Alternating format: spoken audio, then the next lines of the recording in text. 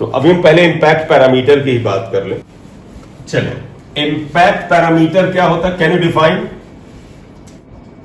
B से लिख रहे हैं तुमने बेटा। इंपैक्ट पैरामीटर टर्म जो है ये बेटा उस समय वर्क और एनर्जी में भी आता है, और जानते ये कहां से आता है? इंपैक्ट पैरामीटर जब दो पार्टिकल की टक्कर होती वहां से रिलेटेड है। अब आप समझिएगा, जैसे ये न्यूक्लियस है, आप देखो बेटा ये पॉजिटिव न्यूक्लियस था, ये न्यूक्लियस था, इसके ऊपर पॉजिटिव चार्ज था प्लस ZE। ये अब आप ऐसा करिए, जरूरी तो है नहीं कि अल्फा पार्टिकल जो आप भेज रहे हैं बेटा वो अल्फा पार्टिकल आपने भेजा और इसके ऊपर चार्ज 2E के बराबर था, ये अल्फा पार्टिकल। ऐसा तो जरूरी नहीं कि हर अल्फा पार्टिकल इसके साथ हेड ऑन कोलिजन करेगा। देखो इसका ये न्यूक्लियस है, ये इसका लाइन ऑफ एक्शन ये है, ये अल्फा पार्टिकल कुछ गति से जा रहा है, वेलोसिटी इसकी v है, और ये जाता है। और अगर ये हेड ऑन कोलिजन नहीं कर रहा है तो इसके नियरेस्ट पहुंच के, देखो सबसे नजदीक ये पहुंचेगा जब अल्फा पार्टिकल, तो ये किसी का माइक ऑन है बेटा, बंद करो, देखो ये, तो आप समझिएगा। और जब यहां पहुंचेगा तो इस पॉजिटिव से अल्फा पार्टिकल हल्का सा क्या होगा, डिविएट होगा और इधर की ओर जाएगा, और इस समय कुछ एंगल पे डिविएट होगा, इसे थीटा ले लेते हैं। तो आप बात समझिएगा, when alpha particle is colliding with the positive nucleus, then perpendicular distance, देखो ये perpendicular distance between the velocity vector, देखो ये वेलोसिटी वेक्टर था, ऐसे ऐसे ऐसे जा रहा था, ये perpendicular distance between velocity vector and the perpendicular distance between the velocity vector and the center of the nucleus is called impact parameter। बोले क्लियर? अगर इसके रेडियस को आप R1 से लिख दो और इसकी रेडियस को अगर आप R2 से लिख दो, तो देखो बेटा ये जो इम्पैक्ट पैरामीटर B है, ये गौर से देखो तो R1 प्लस R2 से थोड़ा बड़ा है, तो आप खुद ही अंदाजा ले सकते हैं। देखो ये B की वैल्यू यानी यहां से यहां की वैल्यू R1 प्लस R2 से बड़ी है, यानी ये वैल्यू बड़ी है, इसका मतलब इसकी टक्कर नहीं होगी, मतलब फिजिकल टक्कर नहीं होगी, क्योंकि फिजिक्स में अगर एक पार्टिकल का रास्ता दूसरे के प्रेजेंस से केवल बदल जाए तो भी कोलिजन कहा जाता है। तो ये कोलिजन है, हालांकि दोनों का फिजिकल कांटेक्ट नहीं हुआ है। तो मैं यहां ये बताना चाह रहा हूं, अगर B की वैल्यू जो यहां से यहां की दूरी है R1 प्लस R2 से ज्यादा है, तो मतलब इन दोनों की फिजिकल टक्कर नहीं होगी। अगर B की वैल्यू R1 प्लस R2 के बराबर है तो ये इसको जस्ट टच करता हुआ निकलेगा, और अगर B की वैल्यू R1 प्लस R2 से कम है तो इन दोनों की फिजिकल टक्कर यानी कुछ ऐसे कोलिजन होगा जैसे ऑब्लिक कोलिजन, ये आया और ऐसे आगे टकरा के गया। बोले क्लियर?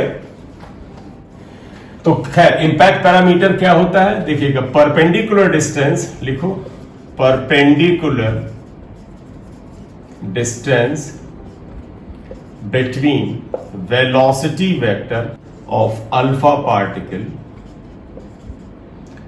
and center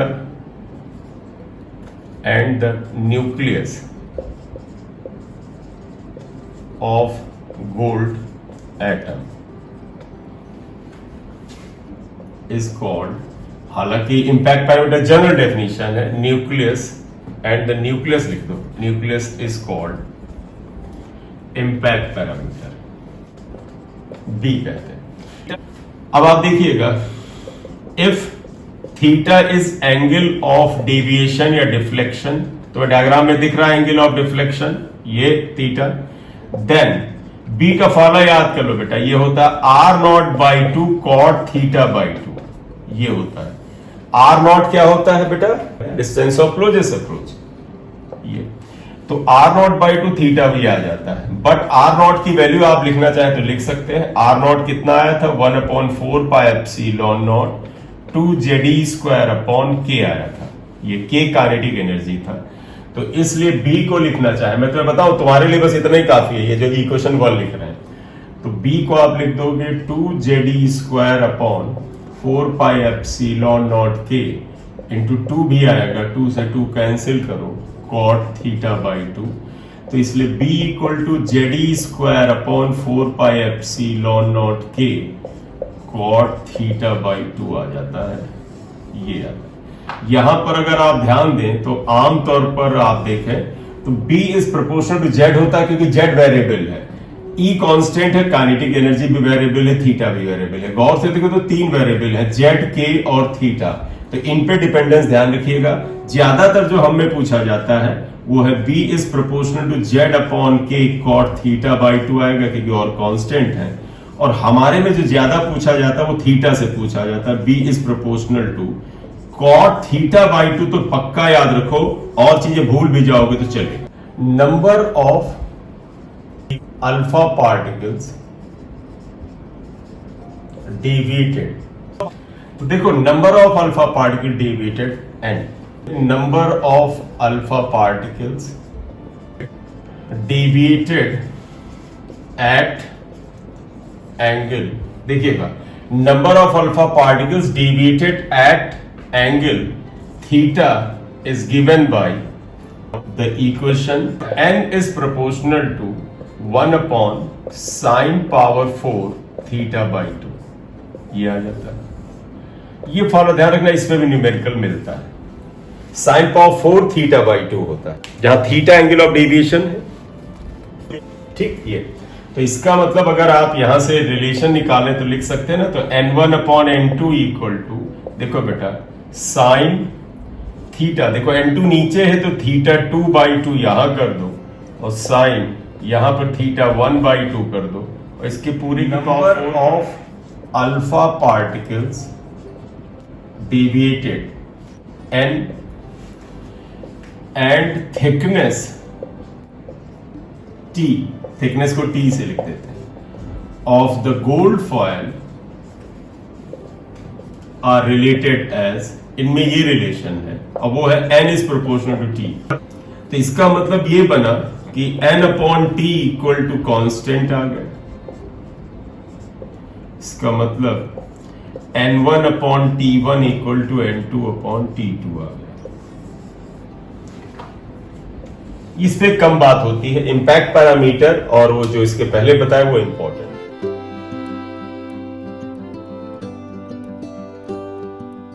चलिए बेटा, हाँ, Bohr's model, Bohr's atomic model, atomic model. तो अब हम लोग आते हैं बोहर्स एटॉमिक मॉडल, इसमें बात करते हैं। तो पता है रदरफोर्ड मॉडल में कुछ कमियां थी, उनको दूर करने के लिए प्रोफेसर नील बोहर ने प्रयास किया। और नील बोहर ने क्या किया कि उसने जो क्वांटम थ्योरी थी, क्लासिकल क्वांटम थ्योरी और जो नई क्वांटम थ्योरी का इनिशियल इंफॉर्मेशन था उसको मिक्स किया। तो उसने बेटा इनिशियल क्वांटम जो मॉडर्न क्वांटम थ्योरी थी और जो पुरानी क्लासिकल क्वांटम थ्योरी थी उसको मिक्स करके इसने इन चीजों को यहां पर बताया। एक्चुअल में इसने क्या किया, इसने कहा कि भाई साहब जो रदरफोर्ड का मानना था कि इलेक्ट्रॉन जिस ऑर्बिट में रिवॉल्व करेगा तो उसके पास एक्सेलरेशन होगा, इसलिए वो रेडिएशन एमिट करेगा। इसने कहा नहीं, electrons can revolve only in certain orbits, और इन सर्टेन ऑर्बिट्स को स्टेशनरी ऑर्बिट्स कहते हैं, और उसमें जब इलेक्ट्रॉन रिवॉल्व करेगा उसमें किसी भी तरह का रेडिएशन एमिट नहीं करना है। तो electrons revolve in certain orbits in which they do not radiate any kind of radiation, these are called stationary orbit. ठीक है, तो कुछ जगह इसी को फर्स्ट पोस्टुलेट्स कहते हैं, कुछ जगह स्टेटमेंट को और बढ़ा के जब लिखा जाता है उसको फर्स्ट कहते हैं। There are 3 postulates in this model. इस मॉडल में 3 पोस्टुलेट्स हैं। पहला क्या था, electrons revolve without emitting energy in their orbits, these are called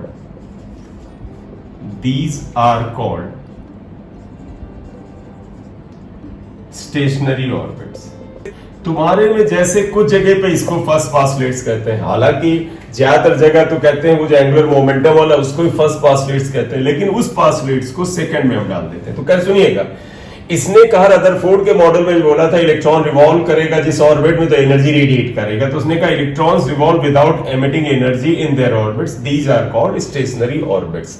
अब हुआ कि कैसे इलेक्ट्रॉन किस ऑर्बिट में रहेगा ये कैसे तय होगा, तो कहते हैं any electron can stay in those orbit in which it's angular momentum is integral multiple of h upon 2 पाई। ठीक है, तो electrons can revolve only in those orbits in which their angular momentum, जिसे हम mvr से लिखते हैं, L से आप डिनोट कर सकते हैं, is integral multiple of h upon 2 pi. That is mvr equal to nh upon 2 pi, जहां पर n को हम principal quantum number 1 2 3 dash dash dash लिखते हैं। बोलिए, इतना लिख लीजिए, फिर आगे चलो। अब एक बात तो आई कि भैया इन्होंने तो बोल दिया अपने ऑर्बिट में इलेक्ट्रॉन रेडिएशन नहीं एमिट करेगा, तो ये तो हो गया, लेकिन बेटा हर एटम से रेडिएशन तो निकलते रहते हैं। हर एटम से बेटा उसके टेम्परेचर के अनुसार रेडिएशन हमेशा लगातार एमिट होते रहते हैं। तो भैया ये कहां से आ रहा है?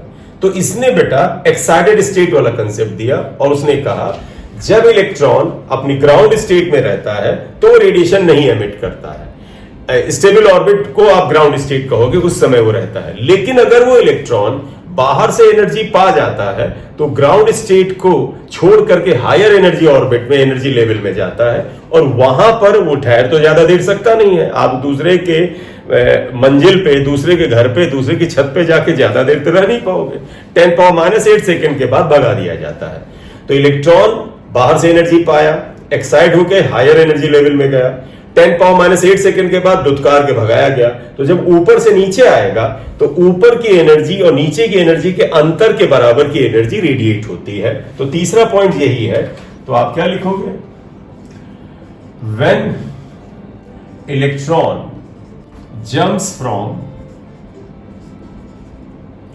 some higher energy level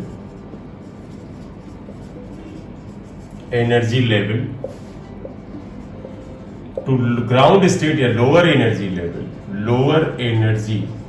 level, then it emits radiations। तब वो रेडिएशन एमिट करता है। कैसे? जैसे मान लीजिए न्यूक्लियस था, इसके चारों इलेक्ट्रॉन इस ऑर्बिट में था, एनर्जी लेवल में था, और इलेक्ट्रॉन बेटा यहां से लौटा। तो देखो ये इलेक्ट्रॉन लौट रहा, ऊपर से नीचे लौट रहा। इसका अगर आप रेडियस r1 मान लें और इसका रेडियस अगर आप r2 मान लें, इस पे एनर्जी E1 मान लें, इसमें E2, तो देखो बेटा यहां से जब यहां लौटेगा तो इसमें एनर्जी E2 थी, इसमें एनर्जी E1 था। इसके अंतर के बराबर की एनर्जी वो रेडिएट करेगा और ये एनर्जी अगर डेल्टा E से लिखो, that is equal to what बेटा? Higher energy minus lower energy आएगा। तो देयरफॉर ये आ गया। तो आप लिख सकते हो ये इक्वेशन आई। बट तुम्हें पता है डेल्टा E जो आप यहां से इसके अंतर से निकाल लेंगे, ये होता है h न्यू। तो देयरफॉर बेटा आप क्या लिख दोगे? Nu is equal to delta E by h। और इससे आप फ्रीक्वेंसी निकाल सकते हो क्योंकि डेल्टा E यहां से मिल गया और h न्यू से आपको ये मिल जाएगा। न्यू को आप c अपॉन लैम्डा भी लिख सकते हैं। तो डेल्टा E अपॉन h, तो वहां से अगर आप लैम्डा निकालते हैं तो lambda equal to SC upon delta E से लैम्डा भी मिल जाएगा। इस तरह से वेवलेंथ या फ्रीक्वेंसी आप निकाल सकते हैं। खैर ये सब चीजें ध्यान रखने की बजाय आप ये याद रखो तो ज्यादा अच्छा रहेगा कि delta E equal to h nu और इसी से न्यू या लैम्डा हम निकाल सकते हैं। बोले बेटा, ठीक। इसने इन तीन पॉस्टुलेट से बहुत सारी कमियों को हटा दिया। ठीक है। रेडियस ऑफ ऑर्बिट पता करना है कि मतलब जिस ऑर्बिट में इलेक्ट्रॉन होते हैं उसे रेडियस कैसे निकालें और इलेक्ट्रॉन की ऑर्बिटल वेलोसिटी, ये आज कर लेते हैं। चल आप एक चीज ध्यान रखिएगा, ये सब का सब अभी तक ज्यादा थ्योरेटिकल चल रहा था। इसमें कुछ चीजें थी जो इंपैक्ट पैरामीटर वगैरह वो थोड़ी सी न्यूमेरिकल थी, डिस्टेंस ऑफ क्लोजेस्ट अप्रोच था। अब पूरा न्यूमेरिकल आता है। तो आप देखिएगा कैलकुलेशन ऑफ, ये इंपॉर्टेंट भी है। इनके जो फार्मूले आएंगे उनको तुम लेकर के चलते हो तो तुम्हें बड़ा फायदा होगा, स्पीड बन जाएगी। Calculation of radius of orbit and velocity या स्पीड, बेटर वर्ड होगा, स्पीड ऑफ इलेक्ट्रॉन। निश्चित रूप से ऑर्बिटल स्पीड ऑफ इलेक्ट्रॉन, इसको ऐसे लेके चलते। देखो बड़ा सिंपल सा होता है। आप कहोगे ये न्यूक्लियस है, गौर से देखो बेटा ये न्यूक्लियस हुआ, इस पे पॉजिटिव चार्ज है, Ze के बराबर पॉजिटिव चार्ज है। न्यूक्लियस के चारों ओर r रेडियस में इलेक्ट्रॉन रिवॉल्व कर रहा होता है। ये इलेक्ट्रॉन अगर रिवॉल्व करेगा तो इस इलेक्ट्रॉन का कुछ वेलोसिटी v होगा। रेडियस r हमने बना ही दिया, देखो ये रेडियस r होगा,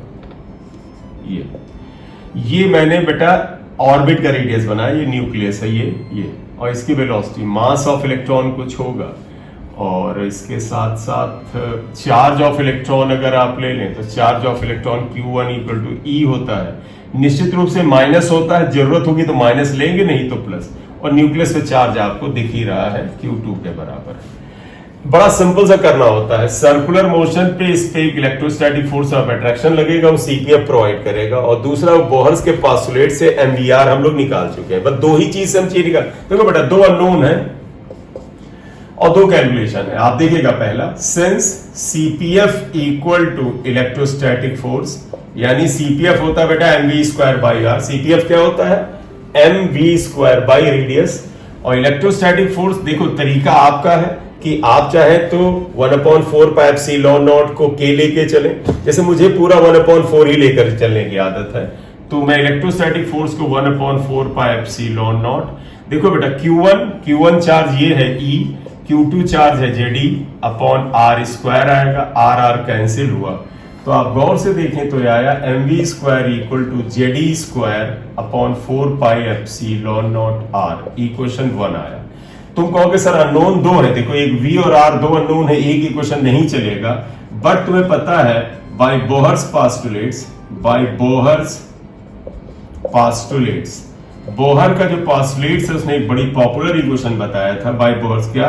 mvr equal to nh upon 2 pi, n तो हम रखेंगे कि नंबर ऑफ ऑर्बिट होता है।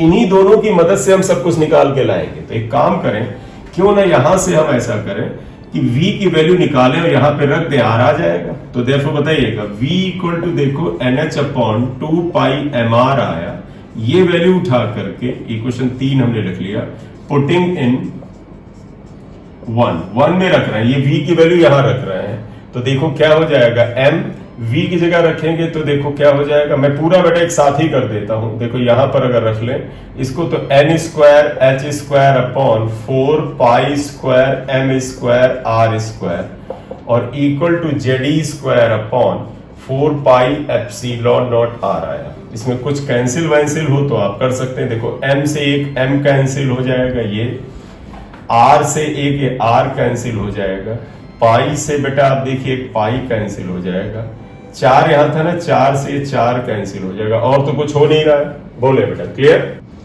तो देखिएगा यहां ये r चाहिए, हमें ये r चाहिए, तो r को अगर आप इधर मल्टीप्लाई कर लें तो देयरफॉर देखिए क्या आएगा, Ze square pi mr, Ze square pi mr ये आया, और इधर सिर्फ एप्सिलॉन नॉट बचा, n स्क्वायर h स्क्वायर, तो n square epsilon not h square बचा।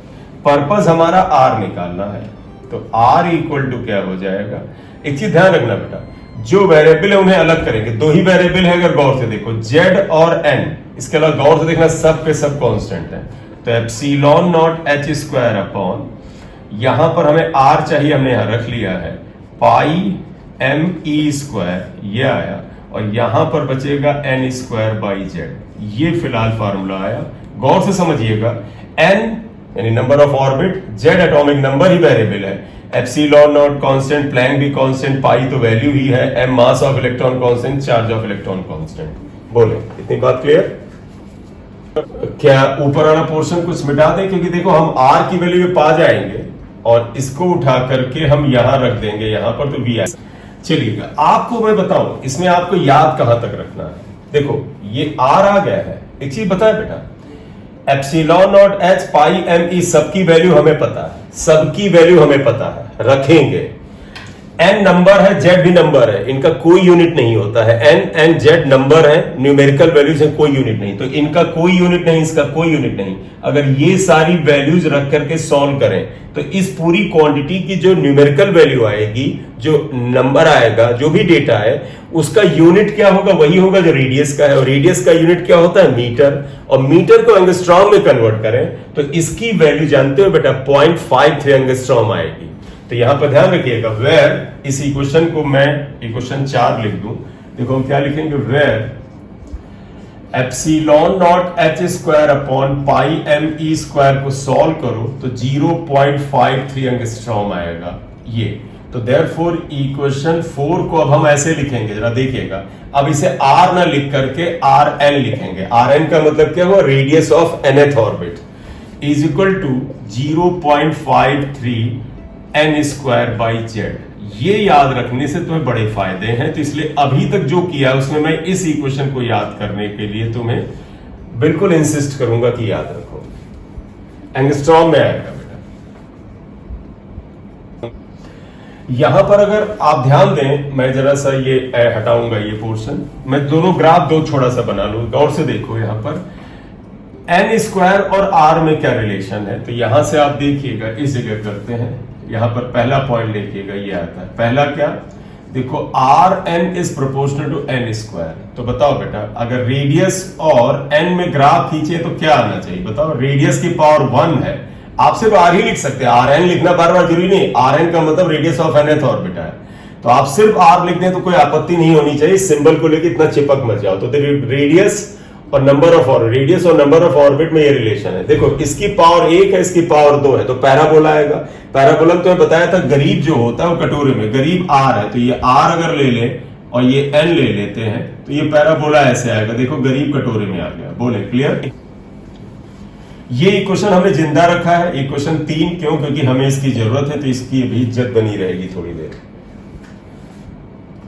अब और एक चीज देखो बेटा, आर एन और जेड में क्या रिश्ता है। यहां पर देखो बेटा, R n is proportional to 1 upon Z, या आप लिख दो R is proportional to 1 upon Z. बेटा ये क्या हुआ, परफेक्ट सिंबल है, ये जनरल है। तो आर और जेड में इनवर्स का रिलेशन है, इसका मतलब रेक्टेंगुलर हाइपरबोला आएगा, यानी ये आ रहा। बोले भाई, ठीक किया है। चलिए इतना लिख लो, फिर ग्राफ हटा के कुछ और बात करनी है। तो यहां पर देखना बेटा, तुम्हें याद है हाइड्रोजन एटम के लिए जेड क्या होता है, 1 होता है।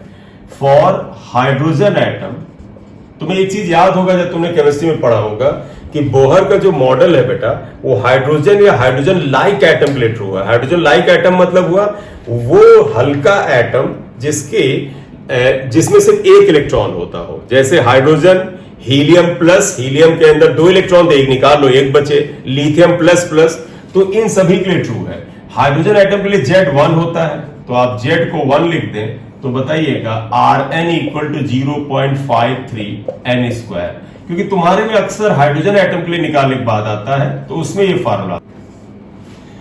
और अगर हम हाइड्रोजन के फर्स्ट ऑर्बिट का रेडियस लिख दें तो आप लिखेंगे if n equal to 1 then radius of first orbit of the hydrogen atom, radius of first orbit of the hydrogen atom। देखो बेटा, n को यहां 1 लिख देंगे, यहां पर 1, तो radius of first orbit of the hydrogen atom, angstrom को बाहर ही लिख देंगे जैसा ने देखे। तो यहां 1 लिखेंगे तो यहां 1 आएगा, इसे R1 लिखें, ये सिर्फ 0.53 एंगस्ट्रॉम आएगा। ये ठीक है। Radius of first orbit of hydrogen atom को बोहर रेडियस भी कहते हैं। It is also known as Bohr's radius.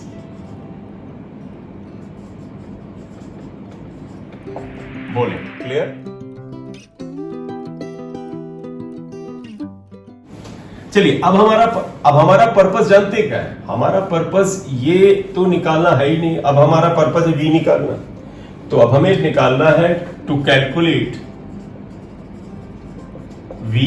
इसके लिए हम क्या करें बेटा, जो r की वैल्यू आई थी, जो आपने यहां लिखी थी, आप ही से मैं पूछूंगा, वो हम यहां रखेंगे। इक्वेशन 3 में इस जगह r की वैल्यू रखेंगे। Putting value of r in equation 3 number में रखेंगे, ये है। तो देखो v इक्वल टू था NH अपॉन 2 पाई m r था, इसमें NH अपॉन 2 पाई m। r की वैल्यू देखो ये था epsilon not h square n square upon pi m e square z था। देखो यही था ना बेटा। पाई से पाई कैंसिल करते हैं, m से m कैंसिल करते हैं, h से h कैंसिल कर दीजिए, n से एक n कैंसिल कर दीजिए, और फिलहाल तो v ये आया, देखो ये ई स्क्वायर जेड ऊपर गया, ई स्क्वायर जेड अपॉन 2 आएगा epsilon not h n h और एन आएगा। देख लो सही आ रहा है ना, ठीक। चलिए तो देयरफॉर देखिएगा ये वेलोसिटी इन nth ऑर्बिट आया। अब हम इसे vn से लिख देंगे। तुम्हें याद है वेरिएबल अलग निकालते हैं, वो दो ही वेरिएबल हम ले रहे हैं z और n, इनको अलग निकाल लें। तो देखो ई स्क्वायर, ये सब सीखो जो मैं बोल रहा हूं, वेरिएबल z और n को अलग निकाल लो तो 2 एप्सिलॉन नॉट h आता है ये, और z n आएगा, ठीक। अब तुम्हें बताया बेटा, देखो z और n नंबर है, इनका कोई यूनिट नहीं होता है ये, और इसका मतलब है वेलोसिटी का यूनिट, और इस पूरे टर्म की वैल्यू डाले यूनिट सेम आएगा, यानी E square upon epsilon not H into 2 का जो वैल्यू आएगा वो मीटर पर सेकेंड में आएगा, और उसको हम स्पीड ऑफ लाइट से कंपेयर करते। तो मैं यहां पर एक्चुअली अपने काम का लाना चाहता हूं, वो देखिएगा, where e square upon 2 epsilon not h की वैल्यू ये आएगा बेटा c अपॉन 137, ये आप ध्यान रखना, c is speed of light, c speed of light, हमने उससे कंपेयर कर दिया ये। तो अब अगर आप इसे लिखेंगे तो velocity in nth orbit of hydrogen, velocity of what बेटा, इलेक्ट्रॉन, वो क्या आ जाएगा c अपॉन 137, और ये हो जाएगा z बाई n, ये आ जाता इक्वेशन 3 स्टार। आप देखो इतना याद रखो, अच्छी बात है इसे, तुम्हें पता है, लिखोगे वेर, जरा फिर से कैलकुलेट कर लें, देखो c बाई 137, कोई कैलकुलेशन में डालो 3 इंटू 10 पावर 8 अपॉन 137 आएगा। तो इसे आप ऐसा करो, ये डालो दैट विद इक्वल टू, बेटा बताओ 3 अपॉन 137 की वैल्यू कितनी आ रही है, जरा देखो 300 अपॉन 137, कोई बेटा निकालो 300 अपॉन 137, देखो क्या आ रहा है 2.18 इंटू 10 पावर 6 आ जाएगा। चलो तो आप ध्यान दीजिएगा बेटा, ये जो वैल्यू आई c अपॉन 137, स्पीड ऑफ लाइट की वैल्यू रख दिया 137 divide 2.18 into 2.18 into 10 power 6 metre पर सेकेंड आएगा। तो इसका मतलब गौर से देखो क्या हुआ, nth ऑर्बिट में स्पीड ऑफ लाइट जो आता है, आप c अपॉन 137 लिखें या ये लिखें, तो ये भी लिख सकते हैं 2.18 into 10 power 6 z by n, ये भी लिख सकते हैं। हालांकि इक्वेशन 3 स्टार को हम इस्तेमाल ज्यादा करते हैं, ये मैंने तो पहले कैलकुलेट कर दिया, ये आया। तो अब आप देखिएगा फॉर हाइड्रोजन एटम, अगर आप हाइड्रोजन एटम के लिए लें Z1 आ जाएगा। तो आप बताओ बेटा वेलोसिटी इन nth ऑर्बिट क्या आ जाएगा, c अपॉन 137 1 बाई n आ जाएगा, इक्वेशन 5 स्टार आ जाएगा। और for the hydrogen atom in first orbit, तो आप देखिएगा therefore velocity of electron in first, देखना बेटा, in first orbit of the hydrogen atom, देखना बेटा velocity of electron in first orbit of hydrogen atom कैसे आएगा, n को 1 रख दें, तो therefore हो जाएगा v1 इक्वल टू c अपॉन 137, और ये आ जाएगा v1।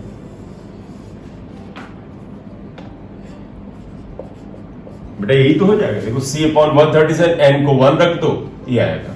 भैया देखो बेटा velocity of electron in first orbit of hydrogen atom v1 ये आ गया। आप इसकी वैल्यू भी निकालना चाहें 5 स्टार लिख लो, देखो आप इसकी वैल्यू भी निकालना चाहें तो v1 c बाई 137 2.18 इंटू या 2.2 राउंड ऑफ करके लिखते हैं 10 पावर 6 मीटर पर सेकंड, कम तो है नहीं यार, तो गौर से देखो इलेक्ट्रॉन की velocity first orbit of hydrogen atom में 2.2 इंटू 10 पावर 6 मीटर पर सेकंड है, जो स्पीड ऑफ लाइट का सिर्फ 100 गुना छोटा है, 1/100 टाइम्स ही छोटा है, अच्छी खासी स्पीड है,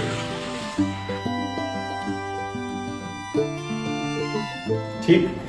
अब एक चीज और ध्यान रखिएगा, यहां पर यह आ जाता है v1 बाई c, जानते इस रेशियो को क्या कहेंगे, speed of electron in first orbit of hydrogen atom, और स्पीड ऑफ लाइट का रेशियो 1/137 होता है। इसे आमतौर पर फाइन स्ट्रक्चर कांस्टेंट कहते हैं, फाइन स्ट्रक्चर कांस्टेंट कहते हैं। तो कहीं ये टर्म आए कि फाइन स्ट्रक्चर कांस्टेंट क्या है, क्योंकि ratio of speed of electron in first orbit of hydrogen atom to the speed of light is called fine structure constant. बोले क्लियर? चलिए, तो अब ये इतनी बात आ गई, हमने ऑर्बिट वेलोसिटी निकाल लिया, हमने बेटा स्पीड निकाल लिया, रेडियस निकाल लिया। तो बेटा अब हमने यहां पर क्या किया, जो भी मॉडल वगैरह थे उनकी मदद से radius of the orbit and speed of electron in its orbit का फार्मूला हमने निकाला। अगला पार्ट होगा कि इलेक्ट्रॉन जब रिवॉल्व करता है तो उसकी अपने ऑर्बिट में कुछ काइनेटिक एनर्जी होगी गति की वजह से, और पोटेंशियल एनर्जी होगी इलेक्ट्रोस्टैटिक अट्रैक्शन से। हमें एनर्जी ऑफ इलेक्ट्रॉन निकालना है, जो कि नेक्स्ट लेक्चर में बात करेंगे। अभी न्यूमेरिकल आप पीछे के जो कर रहे हैं वो ठीक है। तो अब आप हेडिंग डाल दो बेटा, एनर्जी ऑफ इलेक्ट्रॉन या रिवॉल्विंग इलेक्ट्रॉन। चलें? हाँ बच्चा, हाँ खैर बॉयज में से कोई कुछ बोल रहा था, बताएं बेटा। यस बेटा, स्पीकिंग समथिंग या बस ऐसे ही मुझे लगा? चल ठीक है, चलिए मिलते हैं, कल मिलेंगे बेटा, बाय बाय।